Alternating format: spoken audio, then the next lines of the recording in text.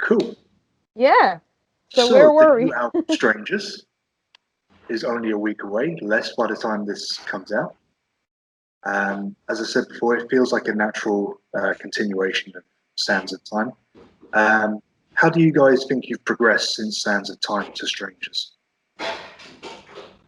Yeah, so I think Sense of Time was half the album was a concept piece, and then the second half was separated songs that dealt with the same concept of time, but they weren't a part of the concept. While Mhm. Strangers is a whole concept album from beginning to end. Yeah. So this is one aspect, and I think and I mean, when you think about the content, so Sense of Time is more big and more like an archetype kind of thing, while Strangers is more personal and deals with like emotions and people, relationships, stuff like that. Yeah. Yeah, and I think musically also, Strangers is it has more like a slightly more modern feel to it. Okay. You know what I mean? Interesting. Yeah. Yeah. Where does the title of the album come from?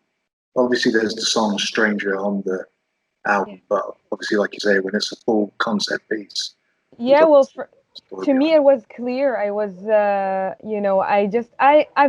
I've been wanting to write about this topic for many years. it. Mm. So when we've decided to write a new album, it was quite clear to me that it's going to deal with estrangement, and the title will be Strangers. Okay. I didn't even think about it. It was just so natural. Cool. Yeah. And obviously, you've been very busy promoting the album. There's at least 3 music videos so far: "Addicted," "Stranger," 4. Or yeah. See, that's why I Yesterday. said at least A because new it's one from yesterday. Yeah. yeah, exactly gone, Yeah. which is still going around my head. I was listening to it earlier today, and it's still lodged in there. Which is nice because I've been singing Nina Cherry for 3 days, so at least something's got that out of there. Awesome. Yeah, but obviously the new video "Gone." That's like it was announced as like a continuation of "Stranger." Yeah. But with it being a full concept, what makes the relationship between "Stranger" and "Gone" so tight? Yeah. So the concept of the album is that it's built with pairs of songs. So you Okay. have, yeah, the album is divided in the middle into 2 parts. So one song from the first part is like the opposite of the song from the second part. Okay. So they speak about the same concept, but in an opposite kind of way. So with Stranger and Gone, Stranger is about someone who is left, and Gone is about the person who left. Yeah. So this is why they go together, and it actually works for every song's pair in the album. So it's the same thing for Tantibus 2 and Addicted. Tantibus 2 is about um, disconnecting from the outside world, and Addicted is about the realization of the fact that you are addicted to that feeling. So, and it's like that for the entire album. And you can also listen to the entire album from beginning to end, and it will make sense because there are different stories, and the themes,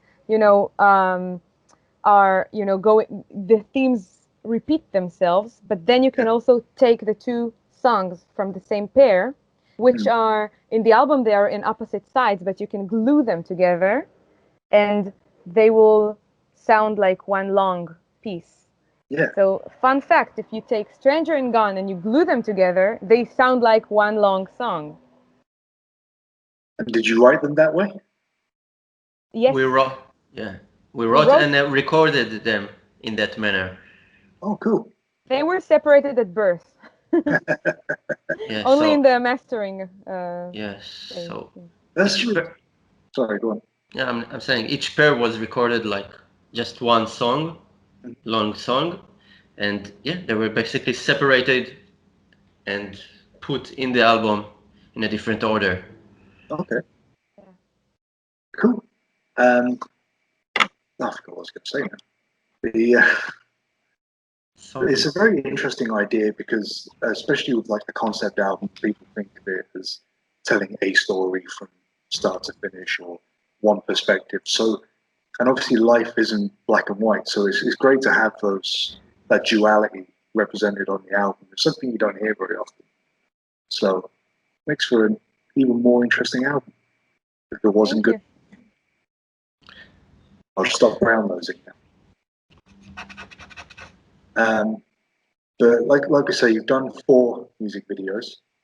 How difficult has it been to record these music videos? Because obviously right now, the freedom of movement around the world is limited. We can't all get together and do things like this.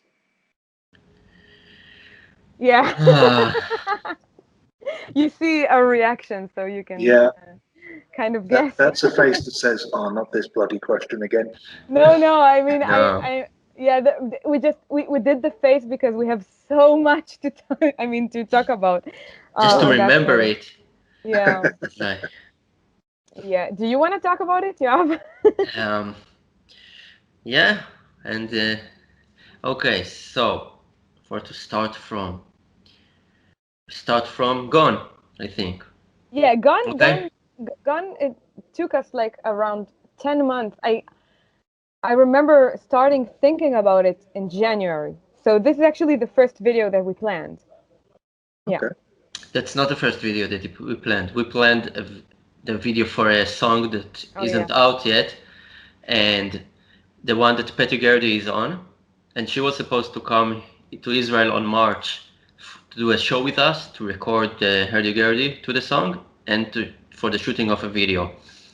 And while I was in studio recording drums, all the entire Corona thing started. Yeah. And flights from all of Europe started to be cancelled.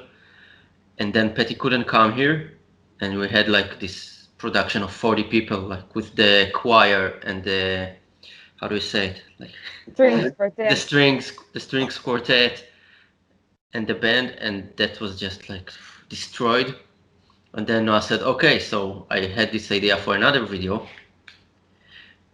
This one is gone. So she started planning the video, and then like somewhere in April or May. Yeah, in May the lockdown was a bit like less harsh. Yeah. So we took my car and we went to places to see like places we can shoot the video in. Location hunt. Yeah, location hunt. And the thing is that it was without. I mean, we didn't have time to prepare because no one knew when the lockdown is going to end. So it was just like the lockdown ended. I ring Yoav, we're going location hunt. Take your car, let's go. Like in the matter of seconds. Yeah. Yeah. But it's been worth the hassle, because the videos look great, especially the Addicted video. I really like that one. Oh, thank you. Yeah, so the thing is, if I may continue, we had to plan, I mean, we're talking 6 full shooting days for Gone, only for Gone. So we had to plan it in no time because we didn't know how much this non-lockdown period is going to last. Yeah. So we squeezed those 6 days into 2 weeks of like very intensive, we drove all over the country to shoot all the different scenes, and it was really crazy. And then right after that, we shot Tantibus and Addicted on the same day. On the same place? On the same place, on the same day. And then I entered like 3 months of editing galore. Yeah, and while I was editing, I planned the production for Stranger. And we wanted it to be like a one-shot video because to give this unrealistic feel to it. And it was planned thoroughly. really, like, one shot should be planned really, really carefully, and like each and every second of the song was, I can't even begin to describe. I mean, I actually animated the entire video. Wow. Without any knowledge of animation, but I had to make sure that everything is planned. And then, bam, another lockdown. So we canceled Stranger and did like an emergency 48-hour production and came up with what you see on YouTube now, which is mostly animated. Yeah. But again, it's great. So thank you. Thank you. So so this is our video production story in a nutshell. We can go on forever and keep on telling you different stories about that, but that's like a nutshell the size of a plane. Yeah. Yes. Yeah. And obviously the videos are connected as well. Yeah. Because of the pairs, you can see that like Tantibus and Addicted are shot in the same place, but in a different manner, in a different way. And also Gone and Stranger, you can see like there are the buckets with the paint and the water. Like we play in the sea, like in a Gone, and we're standing in water in a Stranger. Yeah. Which is pretty interesting. I don't mean that. I hope that didn't sound sarcastic, but it really does look really cool. And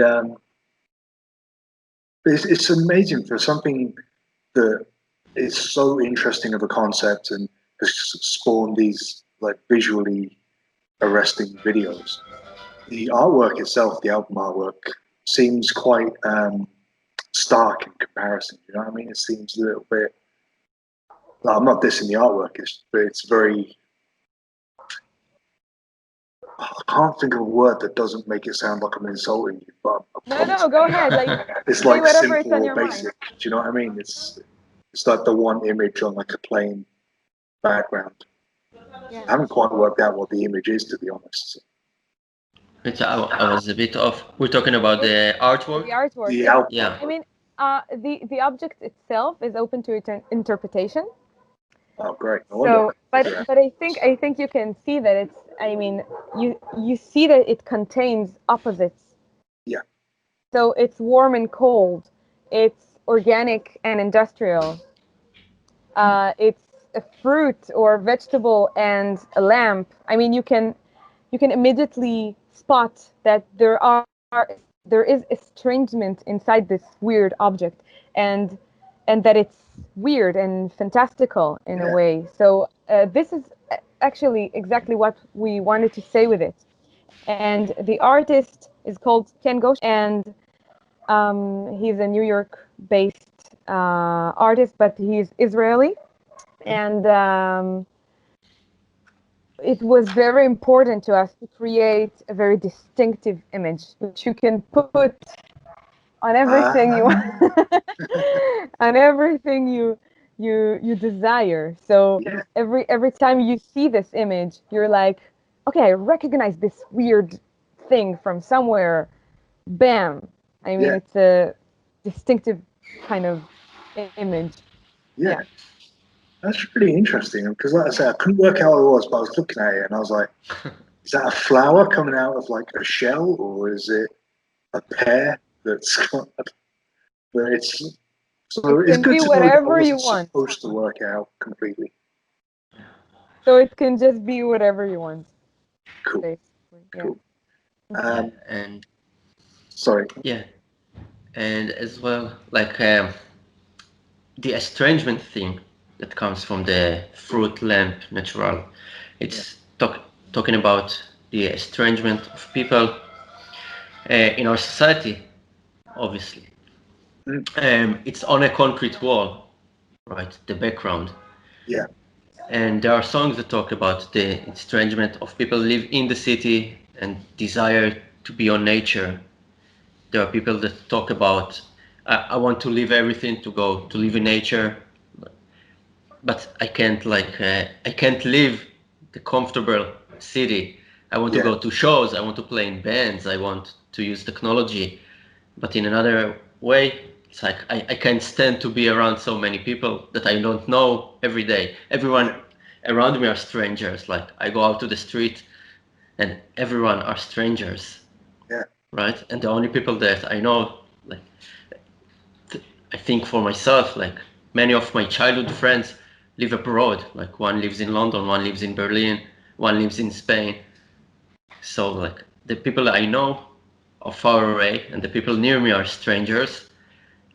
And like, so it really talks to me, the entire concept. Yeah. And it goes in a personal level. in a personal level. And I think it talks to every person that, like people that live on the country, they a lot of times it's just, we gotta go to the city to see shows or to whatever, like so for the hospital. Yeah. So they yearn to come to the city, but they don't want to leave the nature. Yeah. I must say that description has made, let's say, I like what I've heard so far anyway, but it's made the album already that much more endearing to me because, like I say, I'm from South England, I live in the North, and I don't know anybody up here. So immediately that album resonates with me, and I've not even heard the whole thing, so I have no excuse not to buy it now. Oh, thank you. That really means a lot. I do buy albums. Worked with Jens Bogren, hopefully I pronounced his name right, on the album. Obviously, he's done a lot of important bands before, Sepultura, Arch Enemy, to name a few. How did the relationship with Jens come about? Yeah, I think we contacted him first for our EP Shadow, and he mastered our EP Shadow in 2015, and then also with Sands of Time, he mastered Sands of Time. But I've worked with him quite a lot. I really love the guy. He's awesome. I've worked with him on Orphanland because I was the one doing the choirs, and on Amorphis, the recent Amorphis. As well with the choirs, and with Amorphis we even really worked. We kind of I wrote the arrangement as the arrangements as well, so we kind of exchanged, musical ideas, and it was really working closely to him. And I love working with him. I think he's awesome and he's the best. Yeah. I'm sure he wouldn't disagree with you. Oh. That's interesting though. I never knew you were involved with Orphanland and Amorphis. I love those bands. I've interviewed Kobe from Orphanland twice. Yeah. I mean, I sing live with Orphanland I've been singing with them for, I don't know, 4 years maybe. And my choir, Hellscore, is their choir on the album and on live shows. And I've probably seen you then. Yeah, maybe. And yeah, Amorphis as well. I did as well the choirs and also some vocals. I actually opened the album. You hear this faraway mermaid that opens Amorphis's album, so that's yours truly. Wow. Yeah, with the choir we're quite active. We also did the recent Arian album, Transitus, and Patty Gurdy, her recent album, and also, I mean, it's kind of a secret, but it's not a secret, so I think I can tell about Therian as well. I don't know, maybe they will kill me for saying that. I don't know. I'll take the blame for it, and then if they I'll take it. But yeah, so the choir is very active. It's interesting that there is so much duality on Strangers, because I think Scardust in and of itself is an interesting blend. It has that progressive metal side and it has that symphonic side, and it works really, really well. But it's something that you don't necessarily hear too much, or you don't think you hear too much. So it's weird. Like Scardust is like a happy medium in between Within Temptation and Cynic. Do you know what I mean? So awesome compliment. Yeah, I love Cynic. It's meant to be, but it's also I believe, a statement of fact. There is, especially like the bass on Scardust, that's reminds me so much of bands like Atheist and Pestilence and things like that. So, but then the side that has that, forgive me, I'm not brown nosing, but it has that beautiful side to it as well. So having that blend of styles, was that conscious, or is it just kind of the way it comes across? And was it an influence on the nature of duality on the album? Yeah, I think it's our inspiration comes from, I mean, all over, all kinds of music. And we're all nerds, we're all music nerds, we all have classical backgrounds, and the complexity of the music is obviously very important to us. And